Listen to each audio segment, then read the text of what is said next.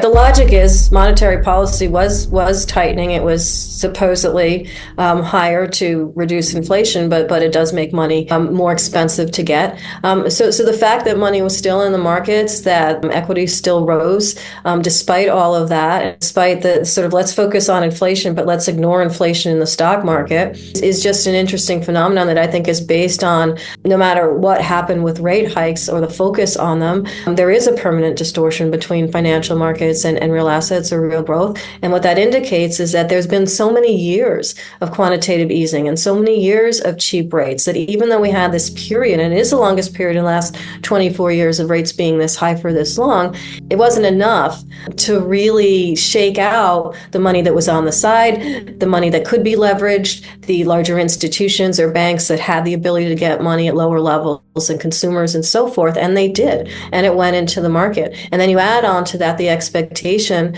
that rates will be cut at some point and money will be even cheaper at some point. And why not use it now?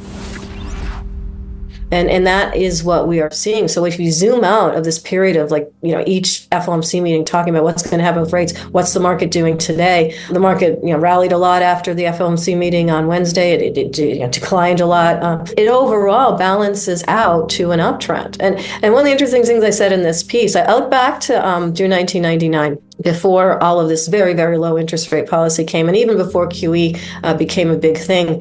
And there was a book that came out that said the Dow at 40,000. And at the time, the Dow was at 10,000. This was in mid-June 1999. It did eventually get to 40,000, not when the author, Elias, said it would. He said it would be in 2016, a little bit later, but this year, this May.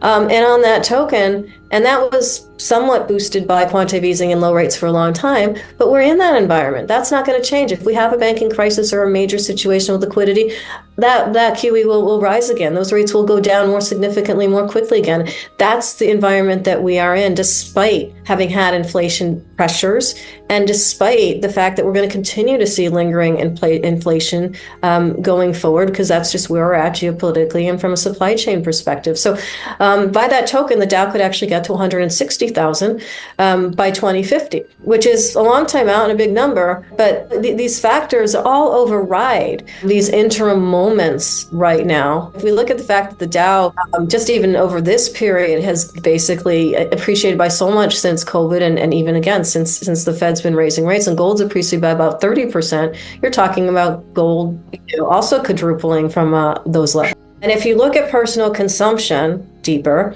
the savings rate has continued to decline, and the amount of savings that the average family has, the savings rate has declined, and the amount that they actually have in savings has also declined, whereas the debt and the cost of debt and the interest rates for that debt has increased. So what you have is a shrinkage of available money, a shrinkage of the availability of saving money, and then you have an increase in people buying on debt, and an increase in the cost of that debt, and an increase in the total amount of debt. So you have two diametrically opposed factors that underlie personal consumption, and they add up to people don't have enough money to continue to buy what they buy. And so if that's what's driving in a particular mini cycle GDP, and that's the significant driver, the last one, that is not sustainable. Purchasing power has declined. It has declined because the value of the dollar, so for the United States citizens in particular, and it has also declined because of this lingering inflation.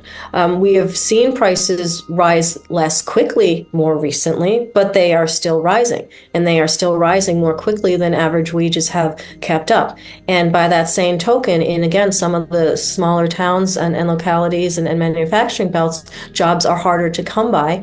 And you throw actually AI into that, and I know this because I've been talking with a number of labor unions who are very concerned about this issue, and there's significant concerns coming in about being replaced by AI. It's a separate conversation. AI is good in a lot of ways, but in this way, it is creating more insecurity in the job force. So I do see for the average American worker, a lot of stress from the standpoint of paying for things, lingering inflation and job security. This is my new thought on inflation, that people believe inflation and the economy to be somewhat conflated when they're asked the question. So inflation to people in surveys, most of them means, are things more expensive? they don't think, well, is the rate of inflation slowing? Are things getting more expensive more slowly? What they feel is this just like dull, constant burn of higher prices and trying to make ends meet, on mortgages that are double the cost of what they were, on rents that have continued to escalate, on house prices that have continued to escalate. Even though they've come down a little bit, they're still on an upward pattern.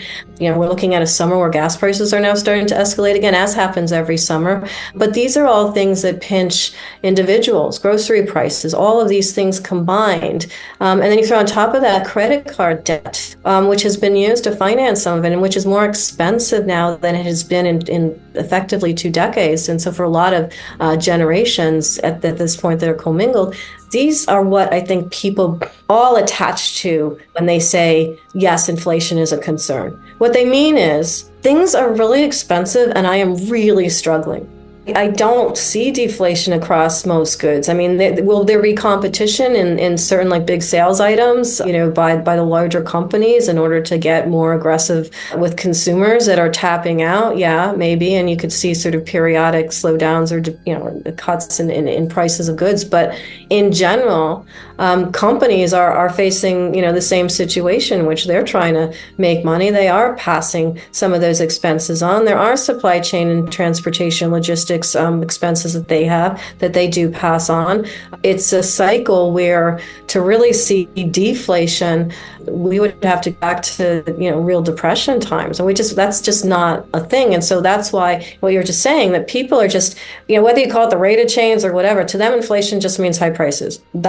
And yeah, they've been here for a while, and yeah, they're going to stay, and yeah, it's oppressive. I don't see overall wages increasing to the extent that they're outpacing what the average family pays for, sort of average goods for a week or a month. But I've been involved in a coalition for a national infrastructure bank.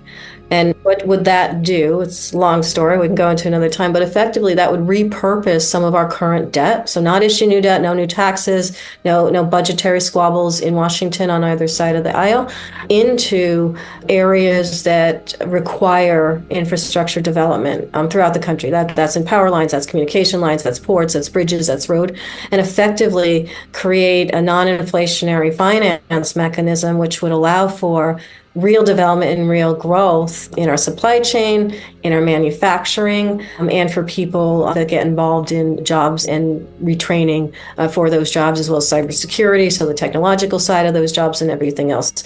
So I think that however you get at it, not increasing debt, being very mindful of that, whether it's an individual or certainly government, and focusing on growth and focusing on sort of strategic development and investment in infrastructure, energy transformation and so forth, is a way to allow the economy to outpace the debt, which ostensibly will level the sort of field between the cost of things and the economic growth on the other side of that without necessarily causing more inflation. Because if there's more projects that are being seeded by, again, a non-budget, non-debt, non-tax oriented financing mechanism, then those projects will require more jobs, and they will require more skilled jobs, and that will require attracting and keeping better and more skilled labor, and that will require a natural increase in wages.